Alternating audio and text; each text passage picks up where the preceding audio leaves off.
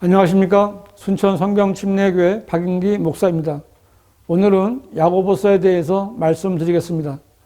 유튜브 독자 한 분이 박보영 목사의 지옥 간증은 거짓말이다 라는 동영상에 야고보서에서 강조하고 있는 행위의 중요성에 대해 설명을 부탁한다면서 믿음과 행위는 한 몸이 아닌가 물었습니다.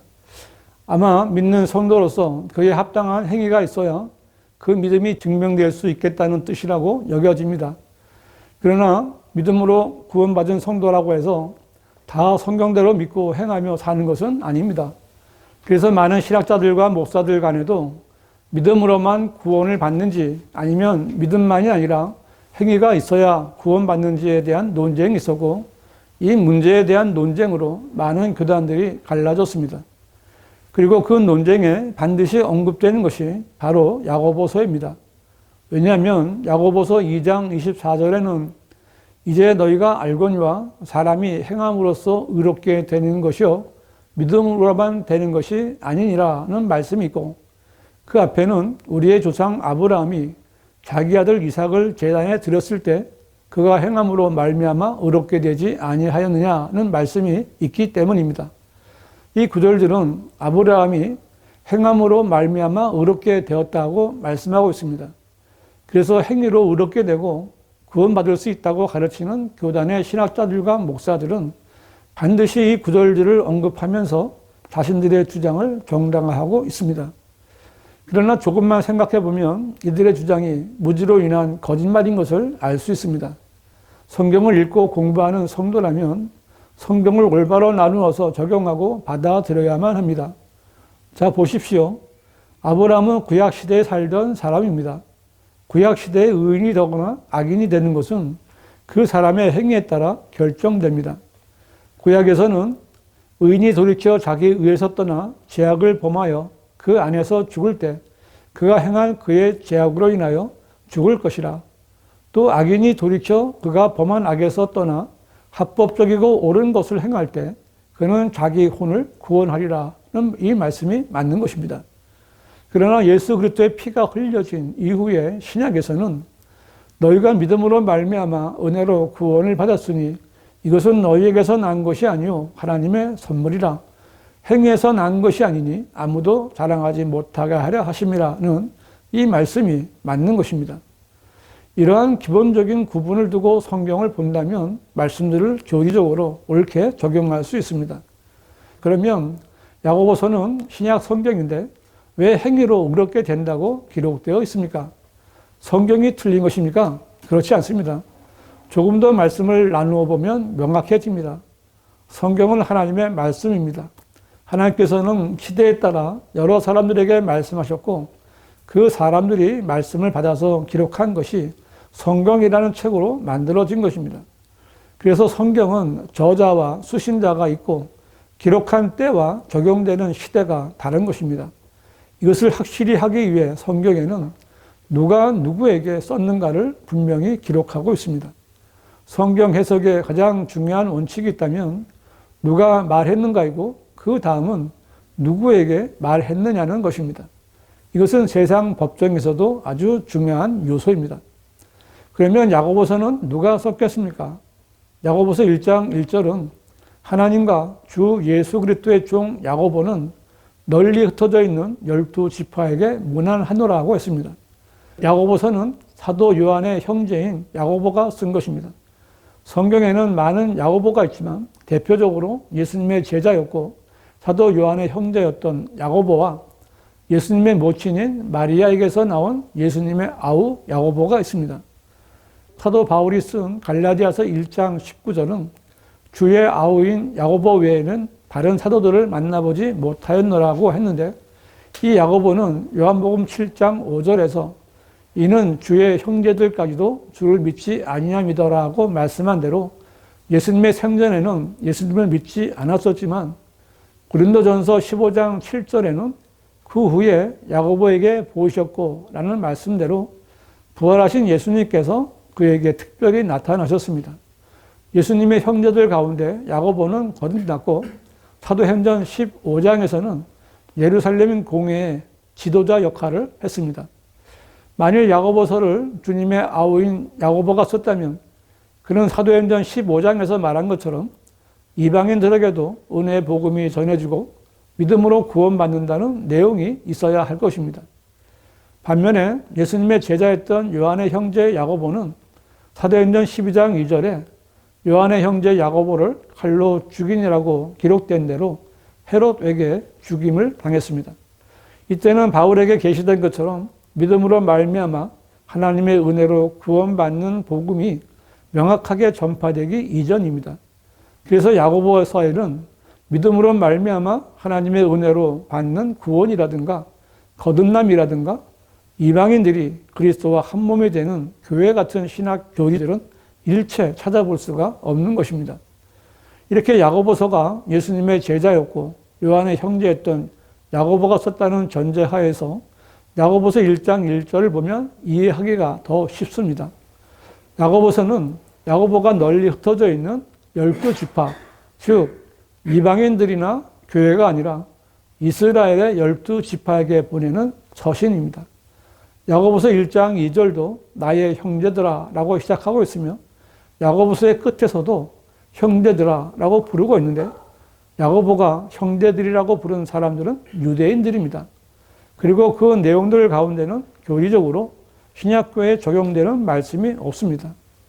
야고보서는 경륜적으로 현재의 교회 시대가 아니라 교회 시대가 휴가와 더불어 끝나고 나서 시작되는 야곱의 고난의 때인 대환란 때의 교리입니다. 대환란 때는 지금 교회 시대처럼 믿음만으로는 의롭게 될 수 없습니다. 예수 그리스도를 믿는 믿음도 있고 계명을 지키는 행위가 있어야 의롭게 될 수 있는 때입니다. 그래서 예수님께서는 대환란을 말씀하시면서 그러나 끝까지 견디는 자는 구원을 받으리라고 말씀하신 것입니다. 만일 교회 시대에 행위를 구원과 연관시킨다면 그것은 이단 교리입니다.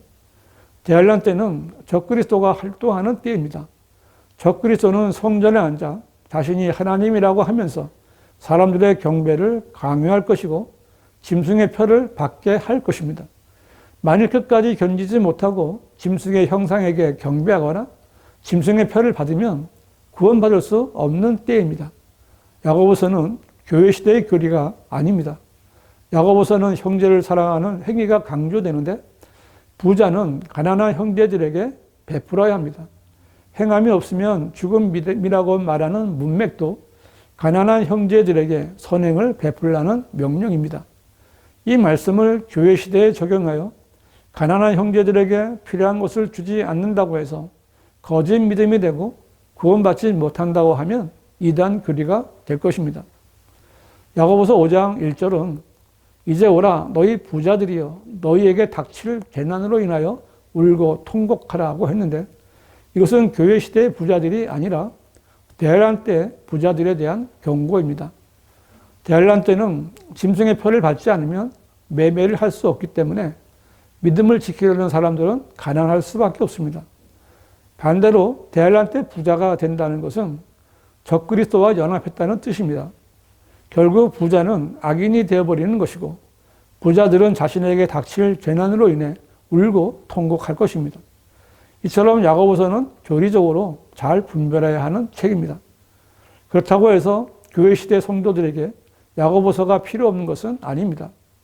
야고보서에도 교회 시대 성도들을 위한 영적 양식이 풍성하고 성숙한 성도들에게 자신이 믿는 믿음을 행위로 나타내어 열매를 맺어나는 겉면들이 많이 있고 얼마든지 설교할 수 있습니다.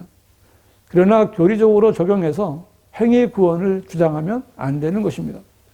그런데 많은 주석가들이나 성경을 해석한다는 자들이 야고보서를 예수님의 아우인 야고보가 썼다고 주장하고 있으며 수신자인 이스라엘 12지파를 구원받은 그리스도인 유대인이라고 주장하고 있습니다. 그렇게 되면 이 야고보서는 교회 시대의 그리스도인들에게 적용해야 하고 그렇게 하다 보니까 야고보서를 행위 구원을 가르치는 책으로 만들어 버린 것입니다. 그렇게 잘못된 것을 가르치는 사람 가운데 한 사람이 하마 성경이라는 책을 만들어 파는 정은수라는 자입니다.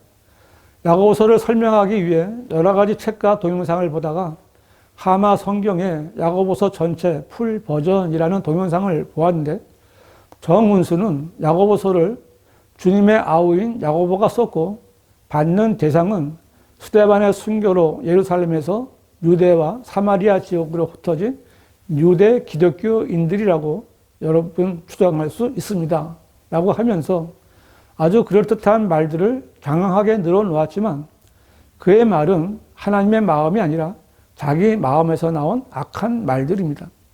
정문수는 건전한 교리를 전하는 자가 아니라 가려운 길을 즐겁게 해주는 선생입니다. 하나님의 말씀을 재미있는 이야기 책으로 만들어서 이익을 취하려는 자들은 마귀의 종들입니다. 결론을 말씀드리면 야고보서는 사도행전 12장에서 순교한 요한의 형제 야고보가 흩어져 있는 이스라엘 12지파인 유대인들에게 보낸 서신이며 이때 야고보는 믿음으로 말미암아 은혜로 구원받는 교회 시대의 구원 교리를 전혀 몰랐기에 믿음과 행위로 구원받는 교리를 전했으며 이것은 하나님의 경륜 가운데 대환란 때의 교리가 되는 것입니다.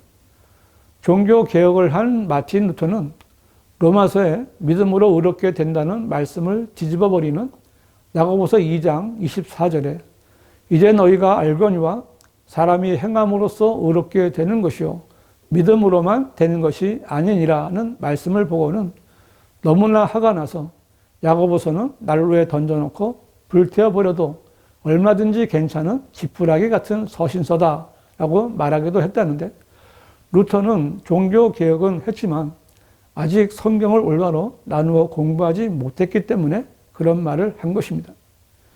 하나님을 믿고 하나님의 말씀을 사랑하는 성도 여러분, 여러분이 하나님의 말씀을 하나님의 뜻에 맞게 바로 알기 위해서는 변기되지 않은 바른 성경이 있어야 하고 성경이 말씀하는 대로 올바로 나누어 공부해야 합니다. 성도 여러분은 휴거도 믿지 않고 대환란이나 천년왕국을 부정하는 무천년주의자들인 개신교당 목사들의 말에 절대로 귀를 내주어서는 안 됩니다. 그들은 무지한 거짓말쟁이들입니다. 우리가 하나님 앞에 설 때 어떤 목사와 함께 서는 것이 아니라 혼자 서는 것입니다. 내가 하나님의 말씀을 바로 알고 바르게 믿음으로 행하면 신실한 종으로 칭찬과 영광을 받겠지만 싹군 목사들에게 점유당하여 헛된 일만 하다가 주님 앞에 서면 영원한 수치를 당한다는 사실을 잊지 말아야 합니다. 한글로 된 바른 성경은 오직 한글 킹 제임스 성경뿐입니다. 흠정력은 사악한 유사품입니다. 바른 성경과 바른 교리에 대해 알고 싶으신 분은 문자나 전화를 주시기 바랍니다.